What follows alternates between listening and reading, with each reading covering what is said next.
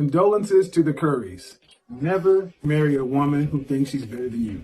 I just didn't think it was going to be a thing. You I thought weren't we a friend would be group. friends. Yeah. Did you ever have anything in high school at all, or it was legit just friends? No, just friends. I get what you're saying. Like, you never saw him as something, but I'm Yeah. like, when you look back, is there any memory that you're like, maybe there was something? Or No, never. In the beginning, hated it so much. I did not sign up for that. I also always thought I didn't know that he was going to end up playing basketball. He said he wanted to be a high school basketball coach. I thought I was going to be the girl out there getting it. Again, it wasn't too long ago that you were sitting down at the Red Table Talk talking about the fact that, Steph is getting all of this women attention, and you were getting male attention. I have any of that. I have zero, this sounds weird, but male attention. And so then I begin to internalize it, and I'm like, is something wrong with me? Because I don't want it, but it'd be nice to know that someone's looking. I've seen it so often. I've counseled with guys through divorce care, through Christian ministries, through breakups, through so many things. And I've seen so many guys that have actually married a woman they absolutely adore. But the woman thinks she's better than you. And ultimately, she's jealous of you. Avoid women who think they are better than you because you can never make them happy. And here's the thing. As your success continues to rise, their anger, their resentment, their animosity towards you will continue to rise. So outwardly, people look at you and say, oh, she's so lucky to have this man. He's a multimillionaire, a good family man, all these other things. And all she's sitting there and saying, it should be me. I'm better than him. Especially, this really runs deep, especially in women who are failed actresses and failed models. When you meet a woman who is a struggling local actress, struggling local model, attractive, but she just doesn't have that it factor. You can kick it with her, you can date her, you can hang out with her, but do not make any kind of commitment to her. And for God's sake, don't marry her or have any children. Because one, she is always going to have in her mind any kind of weight I put on, anything that happens is going to potentially hurt this non-existent career she's dreaming about, this fame that she wants, this thing that she cannot have, especially if you're like Seth Curry and you actually attained it. He married his high school sweetheart. He was a teenage boy and she was a teenage girl. That 15-year-old boy was ecstatic to have that gorgeous girl because she actually grew into her womanness before he grew into his manness. He has finally grown into his man's body, into his man's mind, and become the man a lot of people saw in him. She's still looking at him as the same little boy who was blowing her kisses and kissing her ass as a teenager. And that's what you saw come out. That's what it is. It wasn't that she wants more attention. It wasn't that she wants more guys on her DMs. She married a guy that she thinks she's better than. And only time she gets attention is attention he deflects to her. We wouldn't know about Ayesha Curry if it wasn't for Steph. He tries to put her in the spotlight. He tries to put her front and center. And guess what? If she had what it takes, she'd already be there. And that's what's not being told. Even in the afterlife, the Godfather is still undefeated. You know, one of my favorite quotes from Kevin Samuels is with the whole Will Smith and Jada Pinkett situation. He said something to the effect of, Will may be going through all this drama with his black queen, but you know who not dealing with none of that drama? Carlton. For real. Ayesha Pinkett Smith Curry strikes again. Even being a four-time NBA champion, regarded as the greatest shooter in NBA history, is not enough. The most important skill in basketball. And your husband is regarded as the greatest at that skill. And that's not enough. She wants the attention. She wants to be the star. I've never heard anyone talk bad about Steph Curry except for Ayesha Curry. And I pray that he has side chicks. Not cheating, because that's a difference. Cheating is when you hiding and you lying about the shit. No, I pray and hope that he is smashing all the outside vagineer that he can possibly get. There is no way that this man is providing the lifestyle and the comfort for you to do nothing if you don't have to, and to be able to go on these podcasts and constantly embarrass him, and he's not out here smashing other women quietly, respectfully.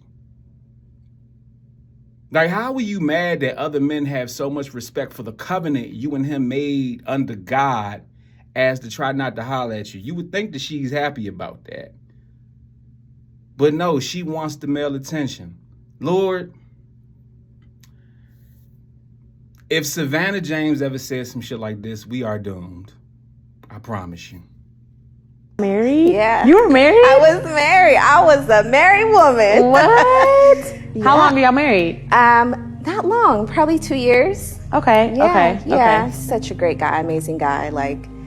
But we just didn't want the same things in life. Okay. He was okay with just love and, going to church and having a family, going to work and raising kids. And You I was feel like you I wanted want more. way more. Yeah, want I get more. that. And I shouldn't feel bad for wanting more. Did you feel like you knew y'all weren't on the same page before you walked down the aisle?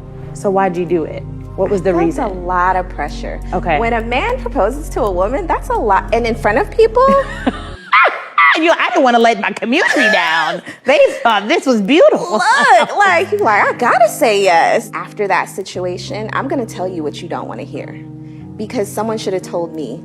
Oh, And I'm not gonna put that responsibility on them. But if someone would have been like, hey girl, this ain't. you're not even happy right now. He was happy. Yeah. Man. And that makes it harder. Yeah. Because you're like, you have someone that loves you. But at the end of the day, love is not enough. It's not enough. It's not enough because love is a choice. Are you going to... Love is not enough. Well, marriage isn't about love to begin with. It's about duty. It's about respect. It's about this union of y'all coming together to build a legacy of a family. The love is supposed to come later. But with all that being said, you never loved that man. You loved the attention that you got from being a fiance and from the wedding day. But honestly, this is on him. I'm not even mad. This is all on him. As a man, fellas, we are supposed to have enough discernment to know that this woman is for the streets. Because I'm pretty sure there were signs. I'm pretty sure there were. First of all, if you want to marry her more than she want to marry you, that alone is going to let you know what it is right there. Okay? Disagree if you want to in the comments, but I'm just letting you know how it typically works out. She's complaining because he wanted to raise his kids, go to work, go to church, and be about his family. Like, what the fuck else did you want him to be, lady? You said that's not enough. What was he supposed to sneak out at night and suit up like Batman to go fight crime? Jesus Christ. And you notice they have no problem smiling and laughing with joy as they sit here and discuss how they destroy men's lives and wreck their homes. Most marriages don't make it past 5 years. This one made it 2 years before she filed for divorce. We know she filed for divorce. We ain't have to ask. Would you sacrifice your family for your happiness, or would you sacrifice your happiness for your family? If I'm not happy, no. What about you? I would definitely go for my happiness, because what is life about if we're not trying to be happy? And what about you? I've actually been there and done that, and I did choose my happiness, and I'm happy I did. With all of your answers, this is the reason why women initiate 70 to 80% of the divorces, because you prioritize your happiness over your family. Marriage, to be honest, isn't about happiness. Marriage is about purpose and duty. Happiness is fleeting. It's up and down, meaning that you're happy at one moment and then you're not happy another moment. Men, we could be unhappy. We act despite how we feel. There's guys that suffer in sexless relationships, sexless marriages, and still stay with that woman. You have one life to live. Why would you sit there and be miserable for the rest of your life? Men, we don't think the world revolves around us. Like, men really love a girl. You just love that man based off how you feel. I think the only thing you do love is your feelings. Men, we don't prioritize the way we feel. We prioritize what's real, and that's family, that's the woman, that's the children. So we'll sacrifice our happiness for a relationship without a problem. Happiness is a choice, not someone else's responsibility. Just like the husband from the last video, most men are happy when they have their family together at home and the house is in order. Everything isn't always going to be roses and puppies and shit, but guess what? As long as family is together and we keep God first, things will happen and fall in place as they should. But through no-fault divorce, many of these modern women will prioritize their flighty-ass feelings of internal happiness and wreck their own home, never even considering the husband's happiness, or even worse, the children's happiness. Do you think children are happy to see their family ripped apart? To have to live between two parents and two different households? No. Children want their families to be together. You would think that that would be enough to at least say, okay, Let's figure out how to make this work. What, you just supposed to be miserable? Well, what do you think men go through? Do you think men are just walking around whistling Dixie all day? Like, no, they have to fight the world and then come home and fight your attitude. And pressure is made for shoulders, not for hips. We wear that proudly as men. A real man, we will take on the brunt of the responsibilities proudly if we know that this is the best way to facilitate this household and keep this family together. Not a problem. By the way, guys, I have a new book out available on Amazon. It's called The Metaphor Dictionary. Here's a clip promoting it. Hello, welcome to the Williamson St. Jameson Show. I am your host, Williamson St. Jameson. Today, we have a very special guest, rapper, producer, comedian, and content creator, Crank Lucas, who is now an author of his new book, The Metaphysics Dictionary. Welcome to the show, Crank Lucas. Yo, the book is called The Metaphor Dictionary. The Metaphor Dictionary. Oh, okay, excuse me. And tell us what this book is about. Well, it's simply a collection of metaphors, common phrases, and words we use nowadays, along with their true meanings and historical origins. Okay, could you give us an example of one? Yeah, so you might have heard the phrase, let the cat out of the bag, right? Which means to reveal a secret. The origin of the metaphor came from back in the day. At markets, you could buy piglets in bags, but to scam customers, they would actually put cats in the bags instead. Hence, letting the cat out of the bag will reveal the secret that you just got. Interesting. Well, if anybody knows about being scammed over some cat, I'm sure it's you, huh? What you mean by that? Give us one from your modern words historical meaning chapter. Okay, well, so the term Libra, as in the zodiac sign, uses scales as its logo, right? Well, in Latin, the phrase Libra Pondo means pound by weight. So when we denote pounds, we shorten Libra to LB. But in Old English, they would actually put a line through the L and the B, and it looks similar to the hashtag symbol. So that's the reason why we used to call it the pound sign. Feel what I'm saying? All right here in the Metaphor Dictionary, available on Amazon.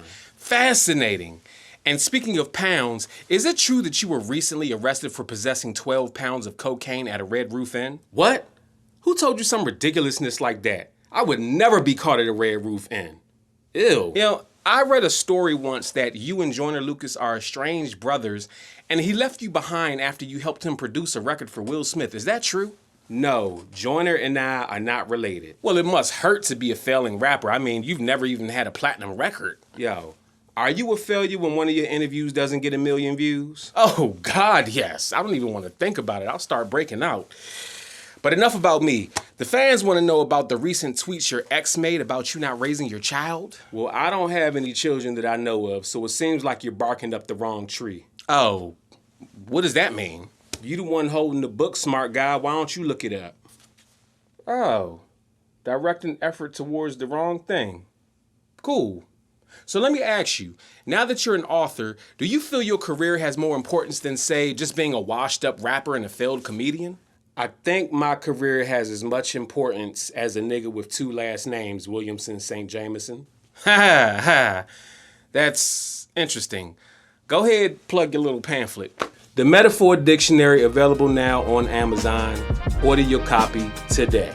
Just so you know, my name has a lot of historical significance too. Nigga, your name is Williamson St. Jameson.